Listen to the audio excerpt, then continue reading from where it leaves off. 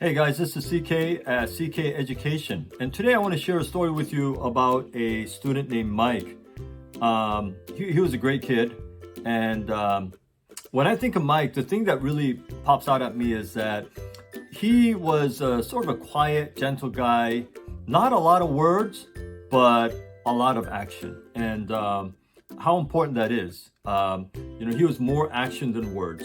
A lot of people say things, and words. We've heard the phrase that words are cheap, and they are. It's so easy to say something. Like I always ask my students, many times I've asked them, do you want to do well? Of course, everybody. Nobody has said, no, I don't really want to do well. Of course, everybody wants to do well.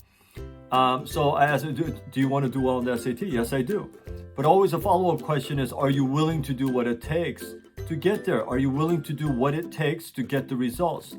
And those are not difficult. It's not complex. It's not advanced. It's not sophisticated. It's actually pretty simple, but it's not easy. It takes determination, and it takes constant and persistent effort. And that's exactly what Mike did. Same thing. I asked him, you want to do well? He says yes. And he showed through his actions that he wanted to. And he mastered those things that I taught him. And always mastery is a key. And it's the same thing for adults, for anything, right? In any area of your life, it's easy to say things. It's easy to say, well, I want to do this, or I hope I do this. But, I've often said to people, half jokingly, hope isn't a plan. Hoping that something happens, or hoping that I get a good score, hoping that my business goes well, or hoping I have a good relationship with my kids. Rather than hoping, you got to put some effort behind that. You got to put some actionable effort that will lead to that result. So, like I talk to dads, and actually more moms than dads, and many moms have complained to me about, man, my kid, he just doesn't talk to his dad, or my husband doesn't spend a lot of time with his kids, and there's nothing I can do about that. But it's just it's sad when I know how much attention, support, encouragement kids want, but they just don't get that, especially from a dad, and many times moms as well. But and I say dads because that's predominantly where it's lacking in my experience. But but people say things like that. They say that I want to have a good relationship. I hope I have a good relationship. I hope they respect me. I hope they do the things I ask them to do. But hope is weak if there's not action behind it. It's the same thing with testing and everything else. I hope I get a good score. And I always tell kids, don't just hope you get a good score. Do the things that you have to do. I'm going to show you the things that you need to do to get a good score. So if you do those things and master and practice, you'll get a good score.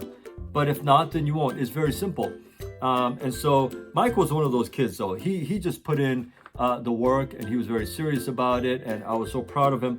When he started out at 560 in reading and writing, and 630 in math, so a little bit stronger in math, and for a starting score of 1190. So after he finished, he got a 660 in reading and writing, and he got a 770 in math for a total score of 1430. So he did really well. So he got a 100 point increase in reading and writing, 140 point increase in math, and a 240 point increase total. So he did very, very well. And his older sister was one of my students as well. She did well as well. And so I was just proud of him. But whether you're a student, whether you're a parent, whether you're an adult or kid, it's the same for all of us, right? Whatever we want to attain, whatever goals, whatever outputs, whatever results that we want, we have to have two things. We have to know what those things are that will get us there. And it's not just doing things, it's doing the right things. And then we have to work very hard to master those things so that it actually gets us there. So, same thing with SAT as it is in everyday life. But Mike was just one of those kids, did really well. And so I was very proud of him.